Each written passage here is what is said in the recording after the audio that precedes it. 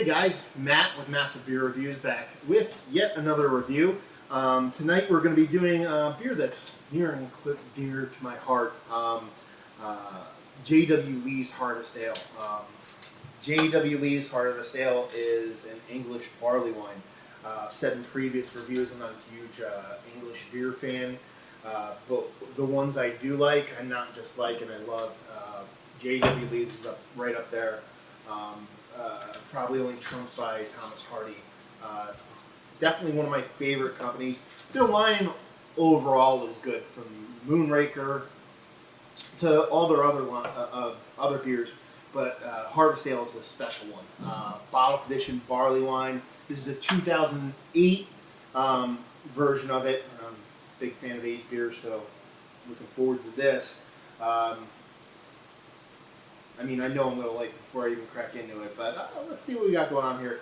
Weird label. If you've ever seen some of the other labels, they're usually pretty, I wouldn't say artsy, but subtle and classy. This label is a little bit brash. They didn't do it for many years, but it looks almost like an ad for I don't know what. But anyway, I'm sure what's inside is good, which is all that counts. But what the bottle says, J.W. Lee's at the top, Harvest Ale 2008 limited edition. Brewer's name's on there, J.W. Lee's, 9.3 fluid ounces. Big bottle, but probably the perfect amount for one person. 11.5 alcohol. They're 11.5 alcohol across the board. Every single bottle, every single style of Harvest Ale is 11.5. I always find that weird when it's right on the money. So, there's probably give or take somewhere north or south of that. They probably don't bring it down to a science. It says, this fully fermented strong ale has been brewed as a celebration of a brewer's art. It can be enjoyed now or laid down like a vintage wine for enjoyment for years to come. I mean, that's the truth. Government warning stuff in the back, JWA, yada, yada, yada. Super bottle condition. That tilted a little bit, so I'm probably going to get a decent amount of sediment in my pour. But hey, as I've said previously, it's not a huge negative for me to have a bit of sediment in my beer. I don't mind drinking it, so let's see what this has. Oh my god. Look at that. It's about as beautiful as the beer gets. Try to see it. There we go. A little bit left in the bottom. Definitely got some sediment in there, but not too much. The rest of this is just, find me a shot glass if I was in Eurocoat on the side.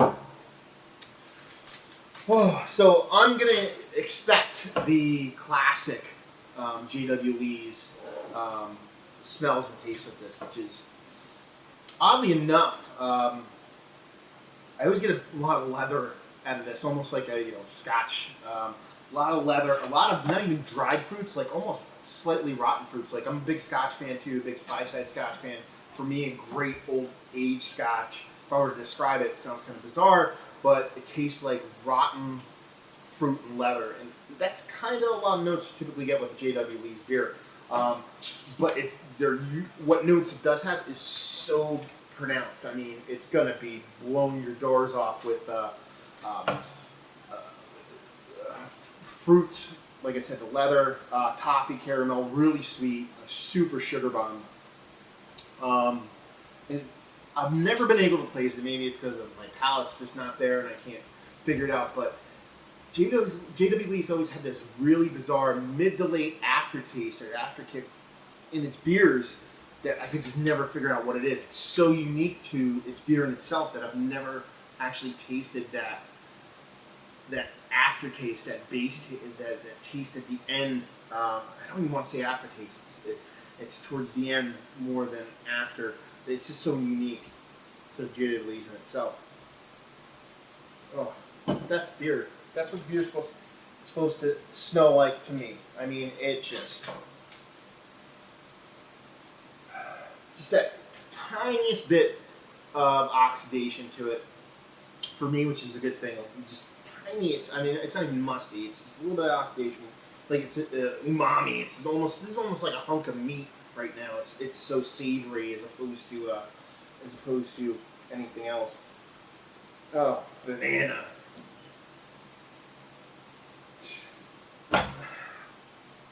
Rotten banana. In a good way. That's a good thing. Just toffee, caramel. It's like you're waking up and you're smelling like sticky buns and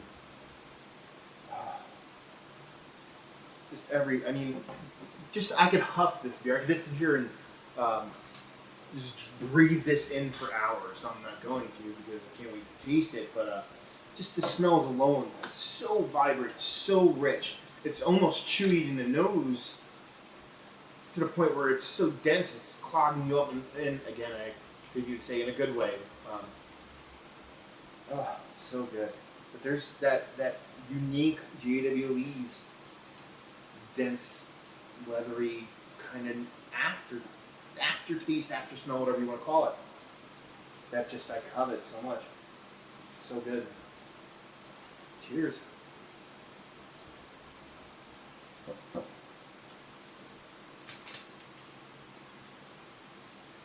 Oh yeah. Yeah. It's. I mean, if I had to explain it, if I'm going to compare it to other things like I like to do, if I were to take, how would I mash this together in my own unique way?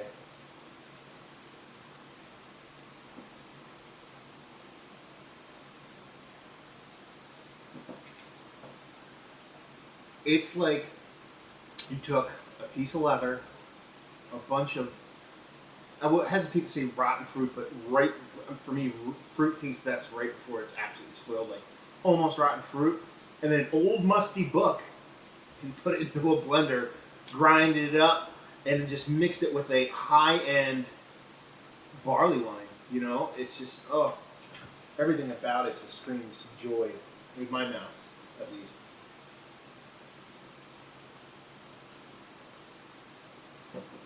Tons of sugar, like a diabetic nightmare.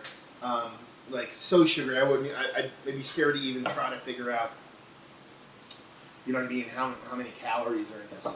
Tons of sugar, molasses, toffee, caramel, all the stuff that everybody always says. Especially when you go to barley wine, it's almost like hit a button on play and you can just.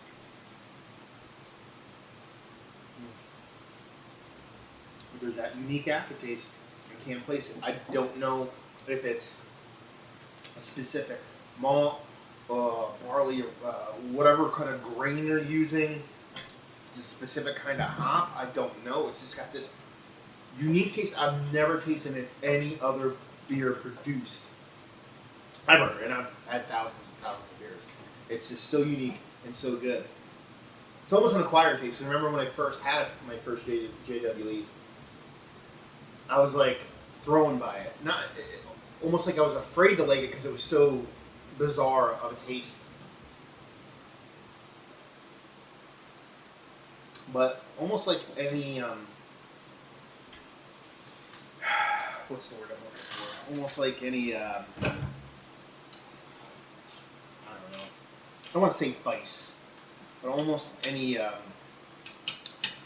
negative joy, you know, whether it be liquor or dating a crazy girl or whatever. They take a little bit of warming up to a little bit of training, a little bit of being grown on you until you like it. I mean, and JWE's has that has a uniqueness in spades in a good way. It should almost be my motto now.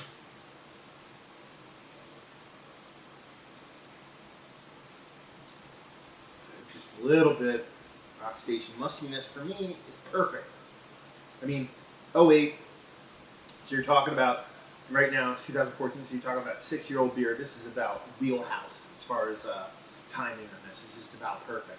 I did a vertical of the Harvest Ales from 97 to 07 about a month ago. And they were good.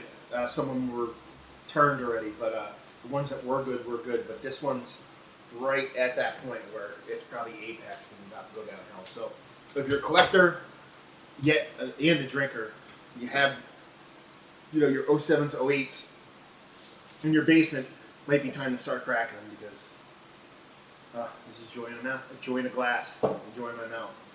Rating wise, English Barleywine, it's going to be up there. I'm going to put it at about 98. It's as close to perfect as you can get. So you're looking at 98 as far as rating wise. Availability, I've always been able to obtain this beer. I mean, you're not going to walk into your supermarkets that carry beer, or even your 6-pack shops, and typically find it laying around. But I've been able to find it. So availability, I'd put 5 for me, just because I can always find it if I really want to, but it's not readily available. Value, I typically pay for these 9-ounce bottles. I think in like 2005 they switched to 9-ounce bottles. They used to be like 11 and change. But 9-ounce bottle for this, I'm probably paying about $14. So it's not the best value, but it's a beer I will happily pay $14 for. But since it is $14 for 9 ounces in this area, I can't give it a huge bump for value. So I'd probably put it at a 6, just because of the price to the amount ratio. But yeah, fantastic beer. JW's Harvest Ale, their whole line is stellar. But the older they get, the better they get. So if you've never had it before and you like your English barley wines, and you like your sugary beers, and you like your chewy, dense awesomeness of a barley wine, definitely check it out.